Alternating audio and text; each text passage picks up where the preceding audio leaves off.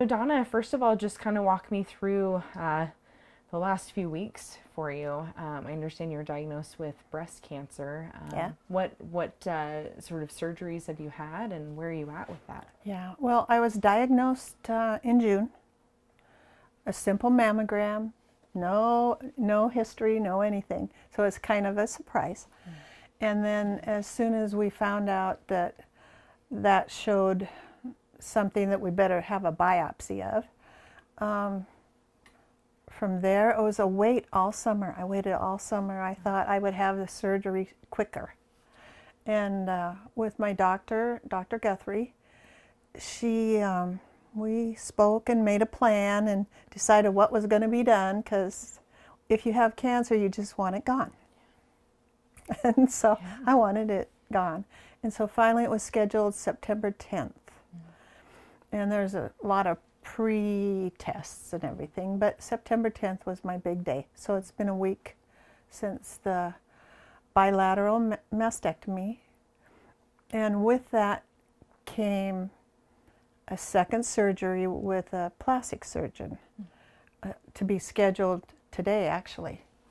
And because, they just didn't know if there'd be room in the hospital for me to stay, they decided to do a double procedure on the one day. So I had the double mastectomy from Dr. Guthrie, and Dr. Souza did some prep for the reconstruction that same day. And so the plan was she could follow up in a few weeks and finish her side of it, her side of the process. Yeah. And so now I'm just kind of waiting, because I can't have the second one yet. I can't have the second procedure. The glitch in the whole plan that we didn't plan on was that some of my samples of the tissues that were removed came back with likely, possibly cancer could come back. Oh my gosh. So we want to take that and get rid of it, because we don't want anything coming back. And if we wait too long to get that piece out, then I have to do radiation. So the whole point of the mastectomy was to not have radiation or chemotherapy. I think that was the purpose of having the mastectomy, so I wouldn't have to go through that. So, do I understand correctly that they kind of went in with a plan, and that was that glitch? They didn't realize that it had spread, right? Yeah, it didn't spread yet, but what they left is likely, well, it was a 20% chance it could return right there, because the cancer that they removed was so close to it. In my mind, that's what it meant. And you had expected that would be the one surgery, and you'd be scot-free, you'd be ready to move on. Because my cancer was really early stages. There was no lumps or bumps. There was only little flecks on a screen. So, as far as Dr. Guthrie thought, it was all contained, and it was. But it's you wait and see kind of a thing when they don't know till they start testing tissue and everything.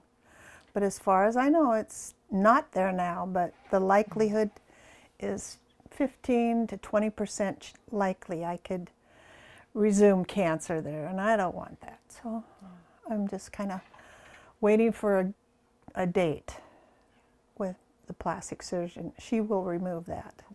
So essentially that would be, I guess the terminology, would that be another mastectomy? Or no, it would be more of a complete mastectomy. Oh, okay. On one side. Okay.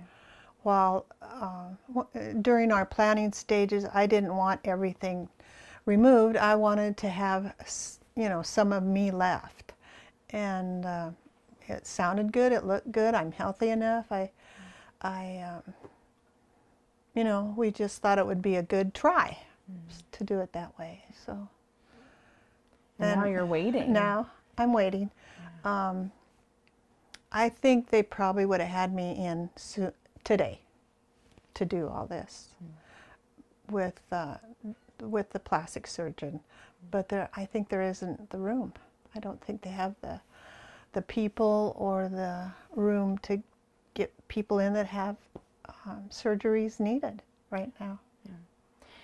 Have you heard from your doctor? I know they are just stretched thin at the hospitals. They've stopped elective surgeries.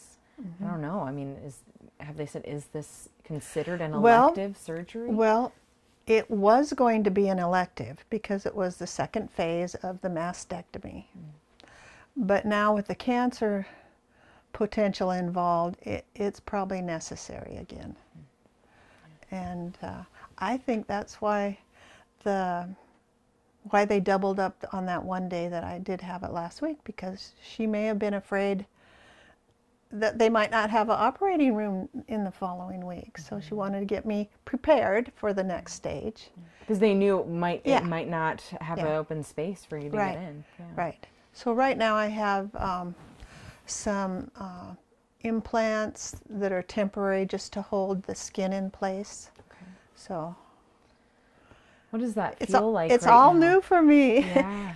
It's I'm kind of sore, but not bad.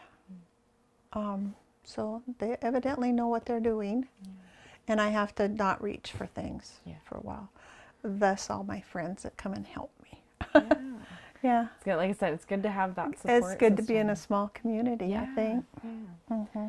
So you expected, having to go back in for the complete mastectomy, you would likely have gotten in right away, but now you're having to wait. What has that felt like, knowing you can't get in right away, and it's something that it's frustrating because in my mind, cancer's bad and you want it to go away right now, and it's always been that way. You know, hurry up and get that taken care of, and then we'll be done with it. And so to wait, it's a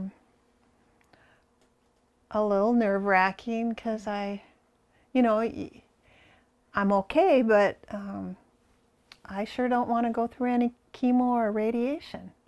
I think that's harder than the mastectomy. Have they given you any idea of maybe when you might be able to get in? No, I think I see the plastic surgeon probably Monday or Tuesday to have my drains probably removed. It'll be time for those. And then we'll talk about what's next with her. I really haven't spoken with her too much. She was in the surgery, but I was out of it. So I really haven't heard from her yet. It's got to be frustrating. Yeah. The hospitals are full.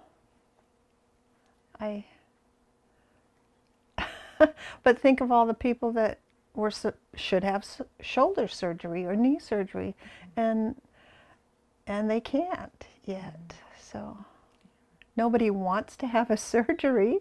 So it's all necessary if they need one. So what do you think about that? Just the way that COVID and the surge of cases and just the status of our hospitals being stretched so thin that surgeries like yours have had to be put on the back burner. Yeah.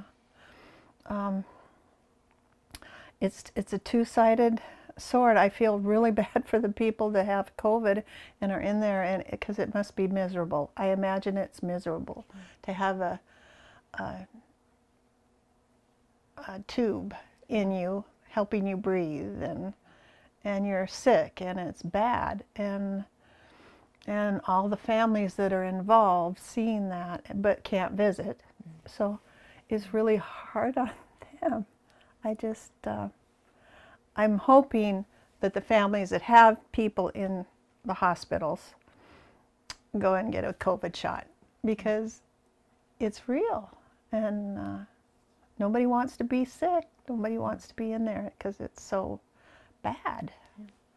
I mean, the only way we really know that those other surgeries would open up is when those ICU and COVID patients those numbers start to come back down again. I mean, Yeah. do you see that happening soon? I mean, do you hope it happens? I hope it happens. I hope with the families realizing how bad it is that they'll decide that their loved one was so important, or if they make it through, that they were so sick that it might promote more vaccinations. Family members deciding, well, we're not going to get that sick. We're going to do something. So, what do you hope your message or your takeaway is from sharing your story of waiting? What do you hope the community takes away? Just that, yeah, it's hard to say. Just that I wish there weren't so many people in the hospitals that have COVID. And if it was my family member in there, I would feel so frustrated, glad that they're getting the care, but so frustrated that they had to even be there. That's the hard part. Yeah. If there was I think I told this to your supervisor, if there was a vaccine for cancer, I think I would have had it by now. And I wouldn't really worry about would it hurt me, or if it's a vaccine and it's for cancer, I think I would have had it. And are you vaccinated for COVID-19? Oh yeah.